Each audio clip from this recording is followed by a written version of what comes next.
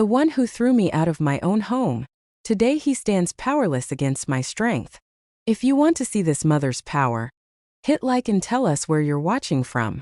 James arrived earlier than usual, his SUV rolling into the quiet Arizona neighborhood with a kind of authority that didn't belong to him.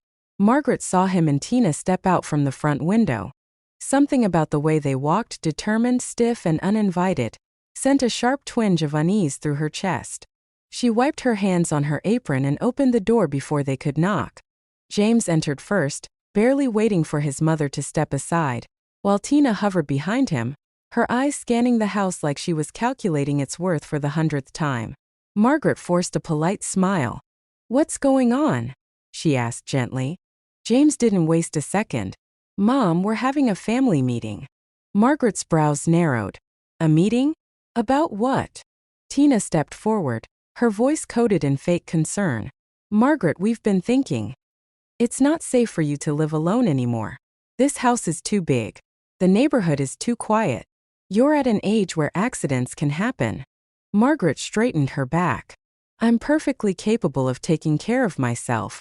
I've lived here for decades." James exhaled impatiently. "You're 70, Mom. You shouldn't be alone. We found a nice care facility. It's clean, comfortable, and you'll have people to look after you. It's better for you." Margaret felt her throat tighten. "I didn't agree to this." James's expression hardened. "You don't need to agree. We're doing what's best for you."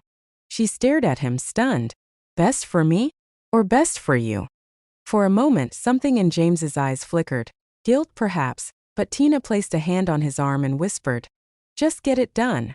James stepped closer to Margaret. "Mom, don't argue. You living alone isn't an option anymore."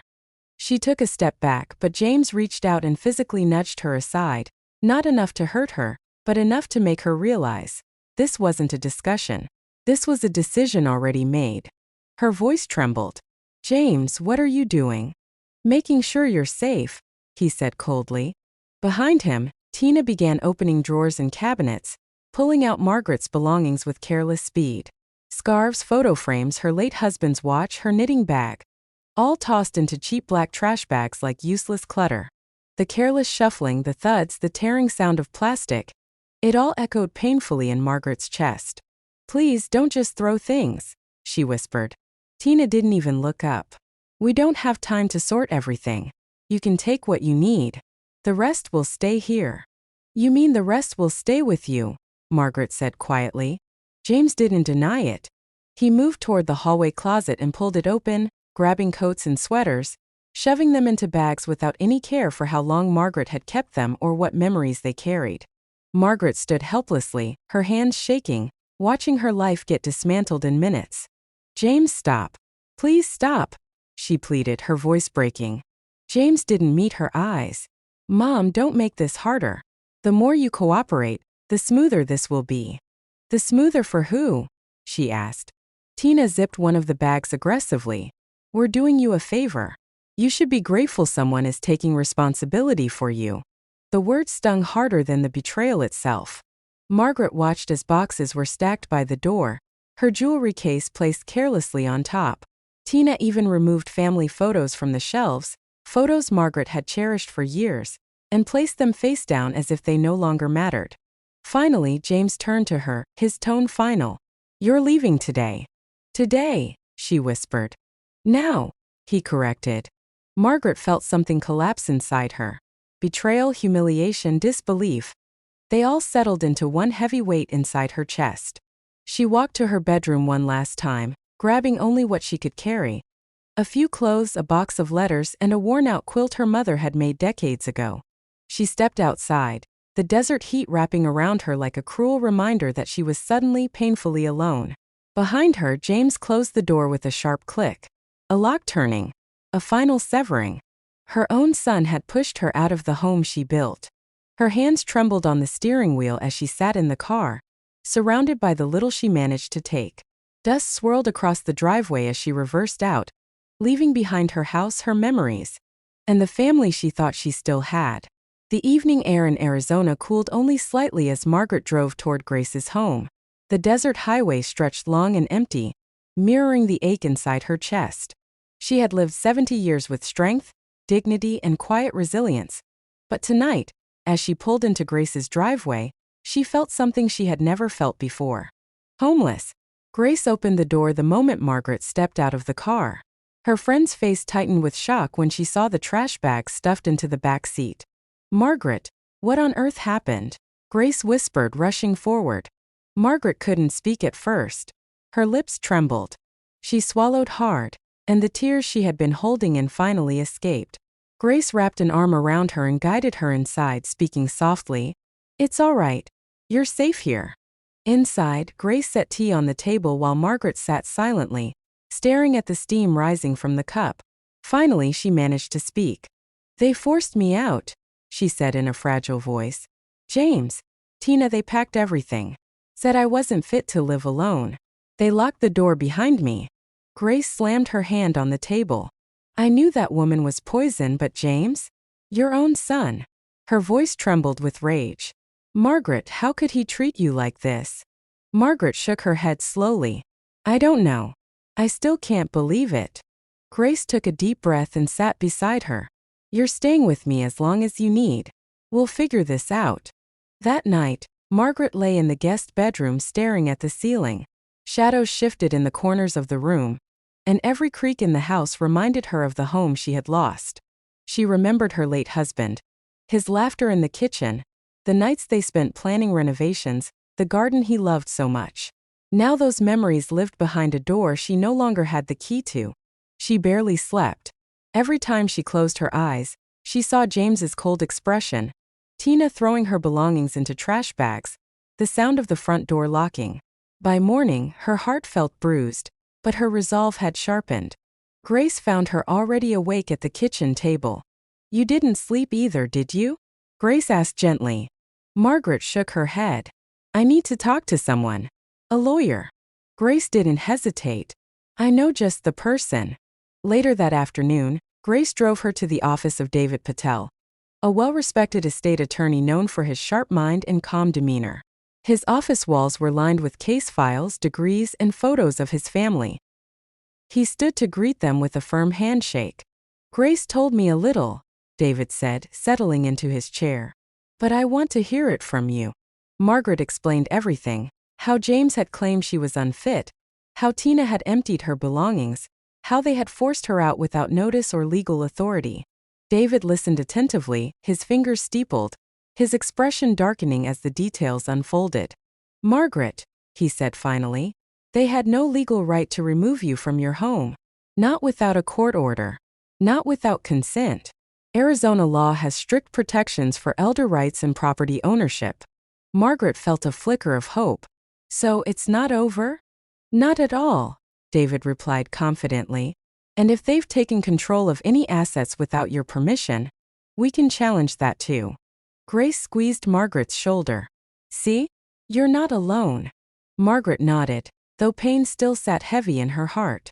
But beneath the hurt, beneath the humiliation, something else was beginning to form. Strength. Determination. A quiet fire. David pulled out forms and began asking questions. "Tell me everything about your estate. Title deeds, bank accounts, wills, anything they might have touched." Margaret's mind raced as she listed documents and details.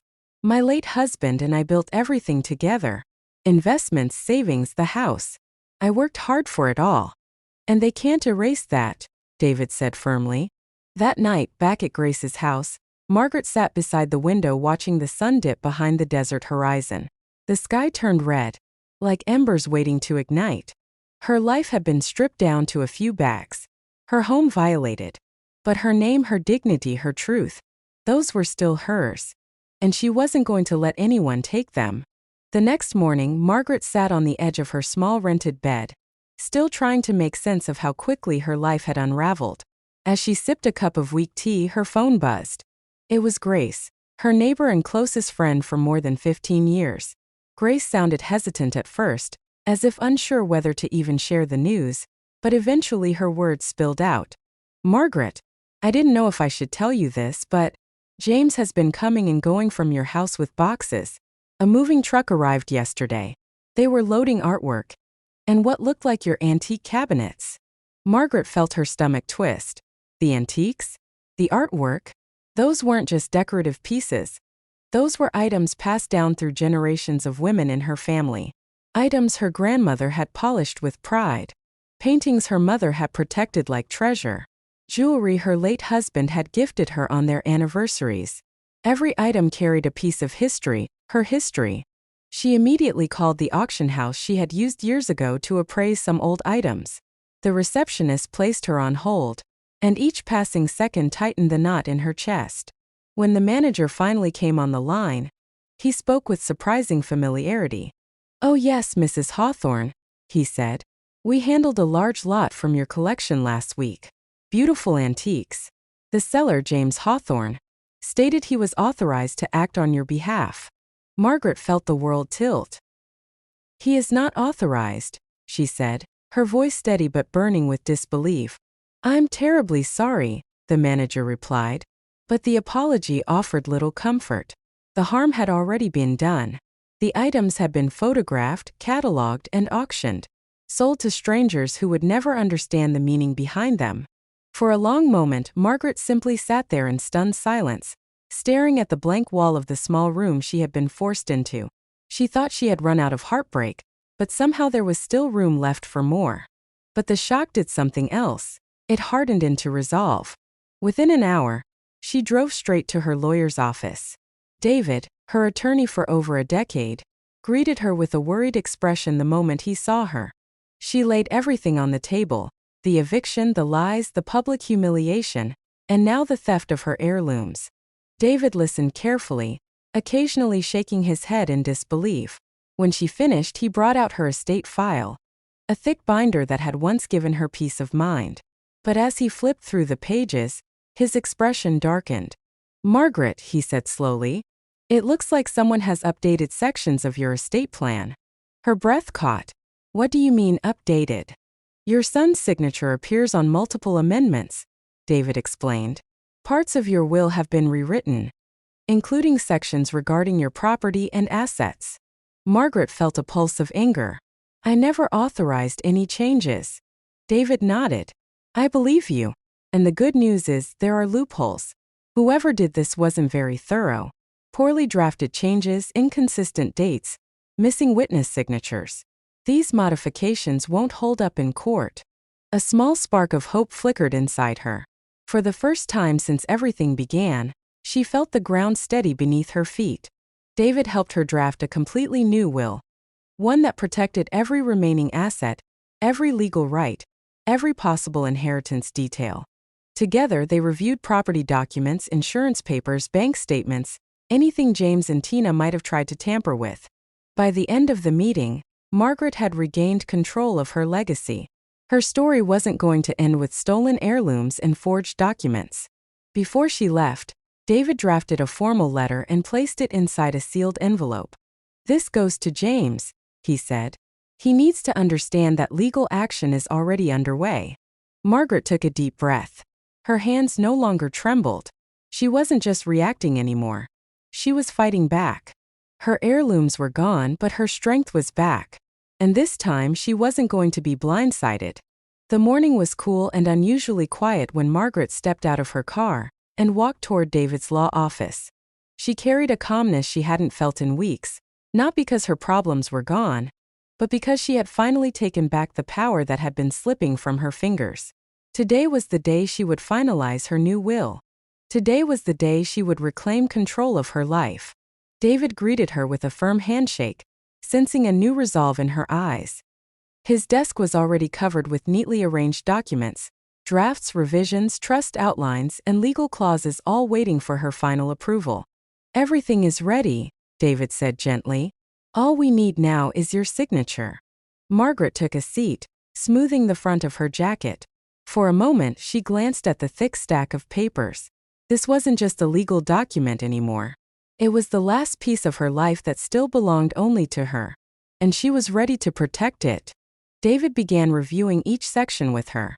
The first part detailed how her son, James, and his wife, Tina, were officially and fully removed from her estate. No loopholes. No vague wording. No gray areas. Every lawyerly tactic James might try had been anticipated and locked down. Then David pointed to a particular paragraph. "This is the no contest clause," he said. "If James tries to challenge your will in court, he loses the few small things he's still legally entitled to under default inheritance laws. It gives him no incentive to fight." Margaret nodded slowly. She didn't enjoy the thought of punishing her own son, but she could no longer pretend that he had her best interest at heart. Protecting herself was no longer selfish, it was necessary. They moved on to the trust. Margaret wanted her life savings to mean something, to help someone who truly needed it, not to disappear into the hands of people who had treated her like she was an inconvenience. A large portion of her wealth was placed into a long-term trust for a charity she had quietly supported for years, an organization that provided shelters and education for homeless women. David adjusted the percentages at her request, making sure the trust would remain funded for decades. Next came something that brought genuine warmth to Margaret's face: the scholarship fund. She wanted a program for young women pursuing careers in law, business, and leadership, fields she herself had admired but never had the chance to enter. David explained how the scholarship would operate, how recipients would be chosen, how it would grow. "It will carry your name," he said softly, "a legacy of strength and independence." Margaret smiled for the first time that day. A real smile. This was something James could never steal. Once every detail was in place, David gathered the documents and slid them toward her. "It's time." Margaret picked up the pen. Her hand didn't shake. She signed page after page, line after line, sealing her decisions with quiet confidence. When she finished, David stamped the final document and filed it into a protective binder. "Your estate is ironclad," he assured her. "No one can undo this, not without facing serious legal consequences." They weren't done yet. David had already arranged a meeting with the probate court to verify everything formally. It was a necessary step, one that ensured her new will would stand strong even in the storm she knew was coming. As she stood to leave, Margaret paused at the door. She wasn't just preparing legal paperwork. She was preparing herself. Her son would be furious. Tina would be even worse. There would be accusations, manipulation, maybe even another attempt to paint her as unstable. But none of that mattered now.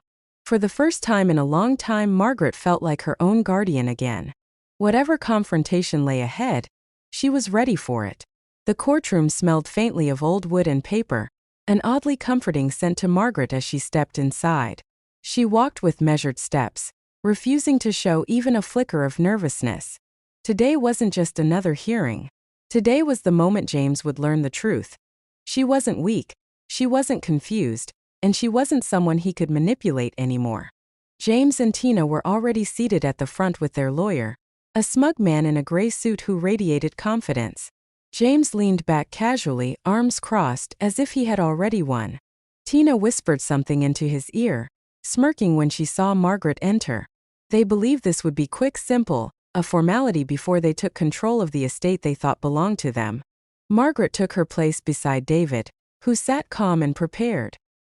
He gave her a reassuring nod before arranging the documents and evidence in front of him. When the judge entered, everyone rose. The courtroom immediately shifted from casual whispers to a thick, formal silence. James's lawyer spoke first, his tone smooth and assertive. "Your Honor, this case is simple. My clients are deeply concerned about Mrs. Hawthorne's ability to manage her personal and financial affairs. Recent behavior," he glanced toward James for confirmation, "suggests she is experiencing significant cognitive decline." Margaret didn't flinch. She expected this. James stood next, putting on the soft voice he always used when he wanted sympathy. "She's confused lately," he said. "She forgets conversations. She misplaces things. She almost caused a fire in the house last month. We thought moving her to an assisted living facility was the safest option." Tina added her part with polished dramatics. "When we tried to help her pack, she became aggressive, shouting, throwing things. She even accused us of stealing. It was heartbreaking to witness." A few people in the courtroom turned to look at Margaret. She kept her gaze steady. Then came the twist. David stood. "Your Honor, we would like to present evidence that contradicts every claim made." The judge nodded. David opened a folder and lifted a small device. First, audio recordings of the day Mrs. Hawthorne was removed from her home. Recordings Mrs. Hawthorne herself made when she suspected her son was acting without her permission. He pressed play. James's voice filled the courtroom. "Mom, stop arguing. We don't care what you want. The facility already has a room for you." Tina's voice followed. "Hurry up. Just throw her things in the trash bags." James again. "You're not staying here. Dad left me the house. It's as good as mine." The courtroom went still. James's face drained of color. Tina blinked rapidly, as if trying to process how those words had followed them into court. David continued. "Next, we present emails sent by James and Tina to an auction house, illegally selling Mrs. Hawthorne's antique collection. These emails clearly show premeditated actions taken without her consent." The judge's eyebrows lifted noticeably. He flipped through the printed emails, pausing on the lines where James claimed to have full authority. Tina looked down at the table, her confidence evaporating. Then came the witness statements. "Your Honor," David said, "we have sworn testimony from Grace Turner, a longtime neighbor, along with 2 community members who interacted with Mrs. Hawthorne days before the alleged confusion. They confirm she has shown no cognitive issues and was fully capable of making independent decisions." The judge reviewed them carefully. David then shifted his tone slightly. "And finally, Your Honor, we have a report from a licensed physician who evaluated Mrs. Hawthorne just last week. The doctor states she shows no signs of mental decline." The courtroom murmured. James stood abruptly. "This is ridiculous. She's lying. She's been lying." The judge raised a hand. "Sit down, Mr. Hawthorne." James sat, but the panic in his eyes betrayed him completely. Tina whispered harshly, "Why didn't you tell me she had recordings?" David finished calmly. "Your Honor, these statements made by Mr. Hawthorne and Mrs. Hawthorne's daughter-in-law are not only misleading, they appear intentionally fabricated for financial gain." The judge exhaled deeply, then looked directly at James and Tina. "After reviewing the evidence, the court finds no basis for the claim that Mrs. Hawthorne is mentally unfit. The allegations appear motivated by personal interest, not concern." James lowered his head. Tina stared at the table, blinking in disbelief. The judge continued firm and clear. "The petition is dismissed." Margaret closed her eyes just for a moment, not in weakness, but in relief. She had walked into the courtroom alone. She walked out victorious. The days after the court victory felt strangely quiet for Margaret. Not peaceful, just quiet.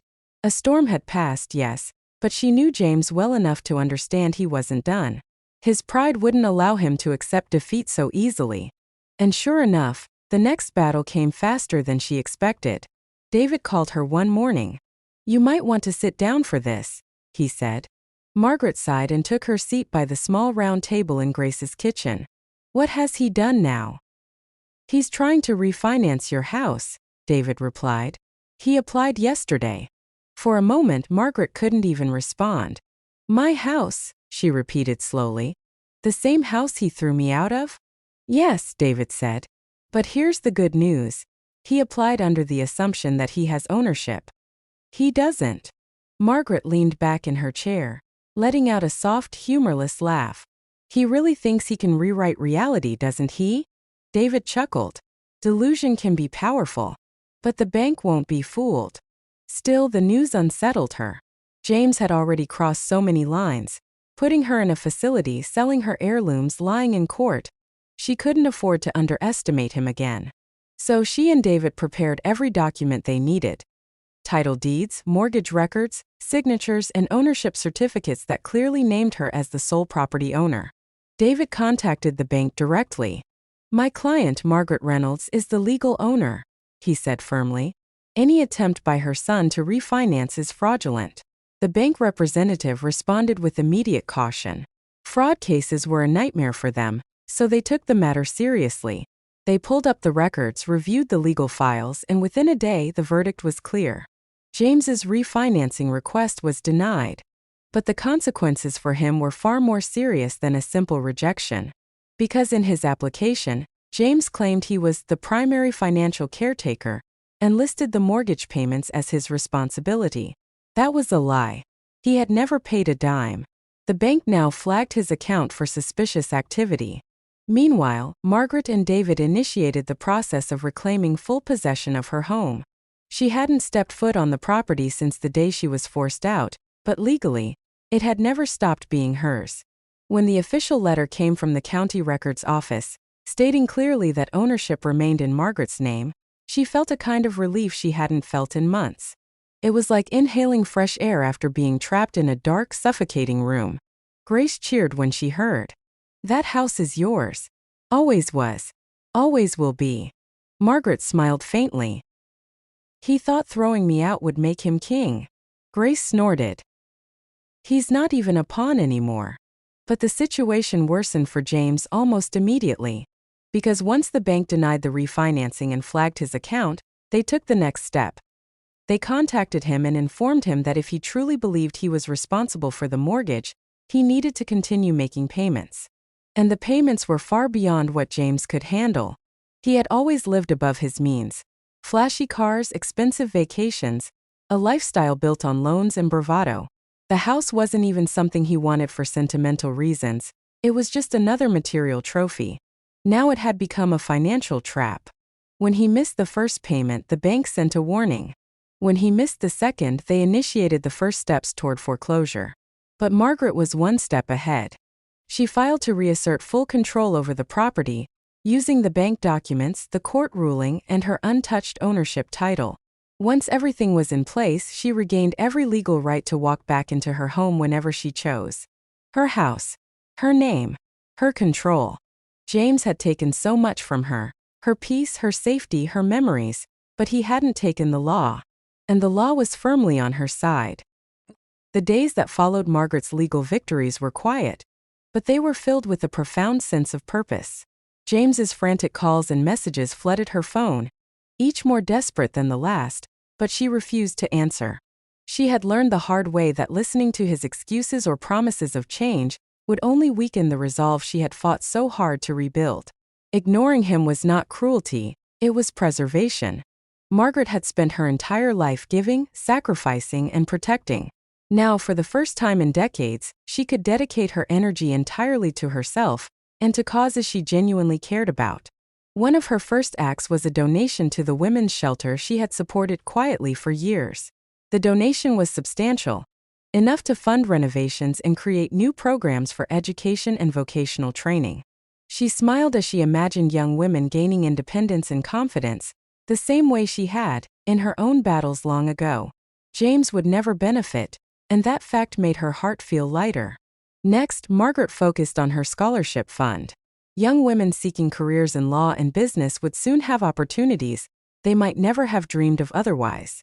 She reviewed applications, coordinated with universities, and arranged for mentorship programs. Each step brought her satisfaction, a tangible result of her regained control.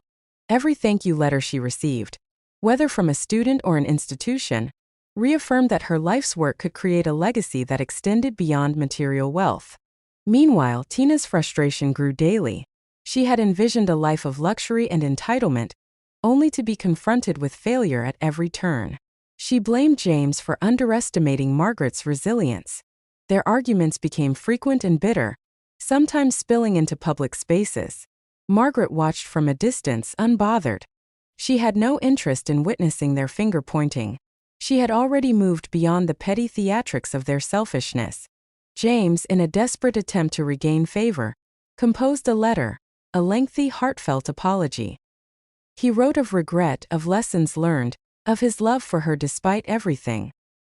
He begged for forgiveness, promised to change, and pleaded for a chance to make amends. The envelope sat on Margaret's kitchen counter for 2 days unopened. She poured herself a cup of tea, sat down, and finally picked it up. She read every word carefully, letting his empty promises fall into her awareness without touching her heart. No tears, no trembling, no sign of doubt. She folded the letter slowly, set it on fire in the fireplace, and watched it curl into ashes. Smoke rose lazily toward the ceiling, carrying away the weight of his pleas. Margaret felt a quiet, almost meditative satisfaction.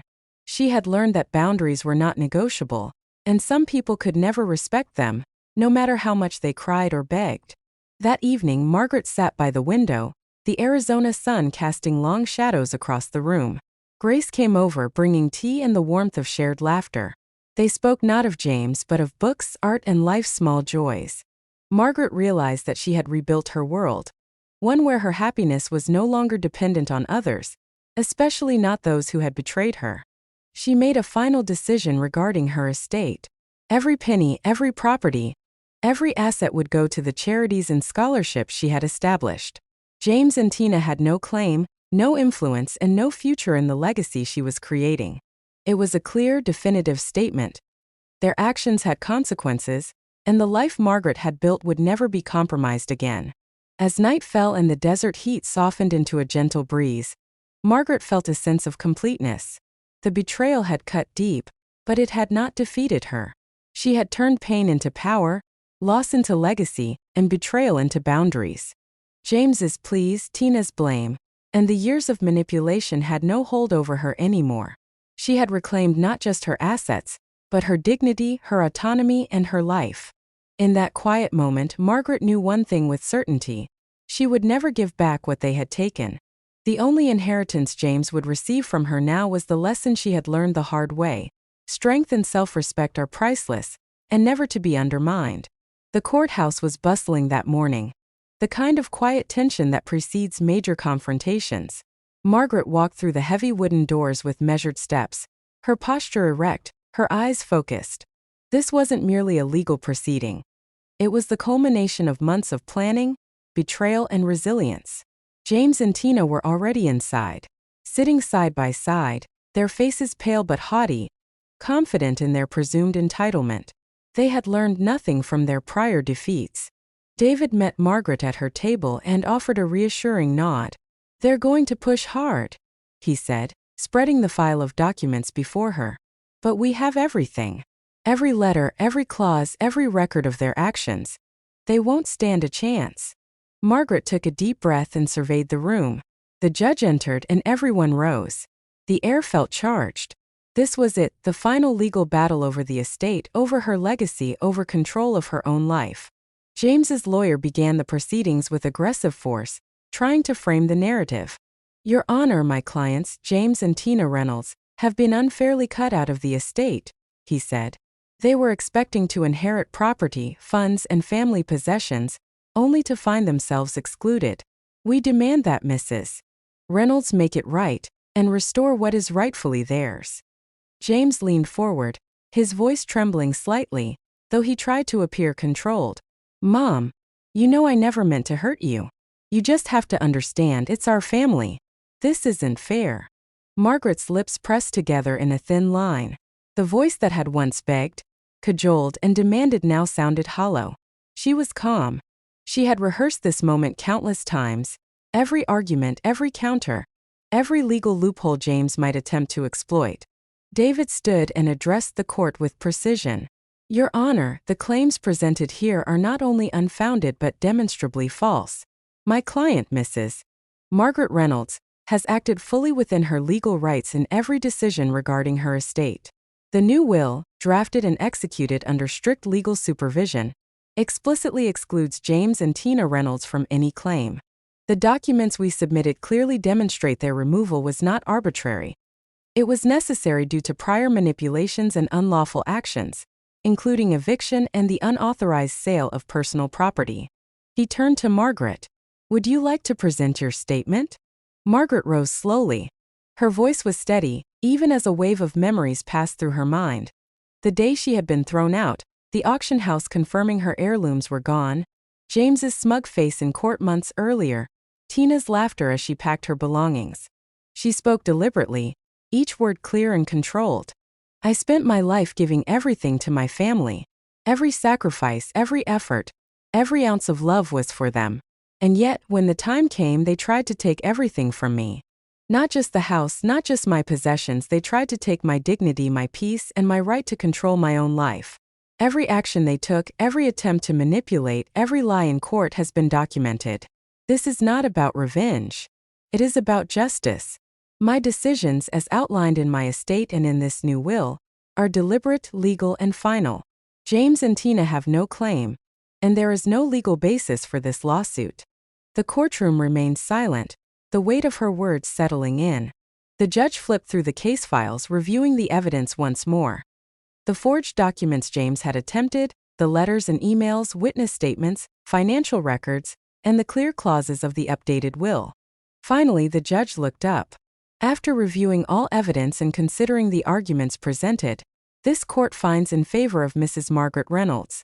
The claims made by James and Tina Reynolds are dismissed in their entirety. There is no legal basis for inheritance or compensation to be granted to the plaintiffs. The estate stands as determined by the decedent's wishes. A collective breath seemed to release from the courtroom. James's face paled. Tina's lips trembled as she sank back into her chair. David gave Margaret a small, triumphant nod. Margaret took a step forward, her voice clear, resonant, and unwavering. "You wanted to take everything from me. You wanted to control my life, my property, and my legacy. But now you have nothing. Everything I built, every decision I made, every ounce of my effort, it remains mine and mine alone." James's hands trembled. His ambitions, his financial scheming, and his illusions of entitlement lay in ruins. Tina, silent now, realized there would be no easy path forward, no quick redemption for their greed. Margaret left the courtroom that day with a sense of completeness that went far beyond legal victory. She had not only protected her assets but reclaimed her life, her authority, and her dignity. The battle had ended decisively, and justice had been served. She walked into the sunlight outside, the desert heat washing over her, and for the first time in months Margaret felt free. Free from fear, free from manipulation, free from the burden of those who had betrayed her.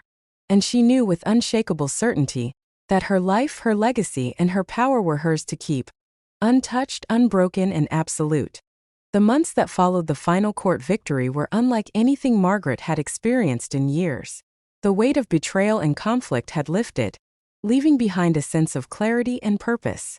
She watched as the trust she had established and the scholarship fund she had founded began to grow, exceeding even her expectations. Donations from grateful institutions, businesses, and individuals poured in, each accompanied by letters expressing appreciation for her generosity.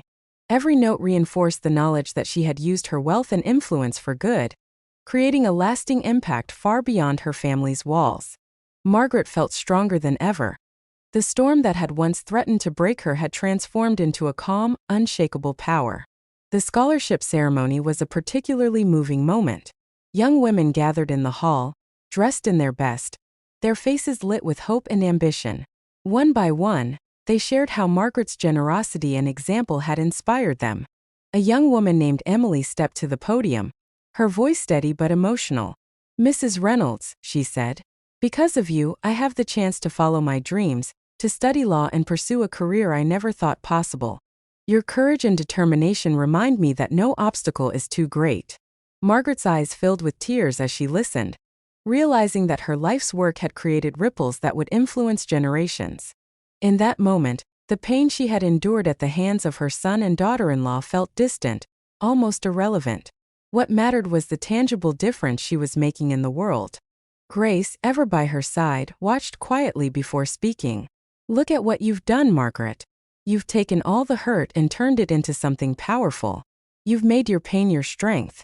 The two women shared a quiet, heartfelt moment, their friendship reaffirmed in the light of Margaret's triumph. Grace had witnessed the worst of James's betrayal, and now she could see firsthand the resilience Margaret had cultivated. Meanwhile, David continued to monitor the growth of Margaret's assets.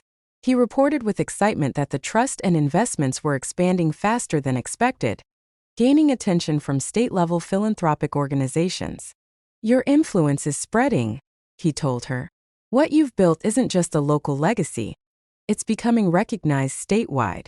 People are noticing the impact you're making." Margaret felt a deep sense of fulfillment.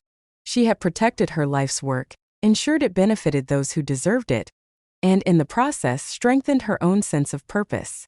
In contrast, James and Tina's lives continued to crumble. Their debts mounted as unpaid mortgages, credit obligations, and failed investments piled up. The financial security they had once taken for granted evaporated under the weight of their own misdeeds.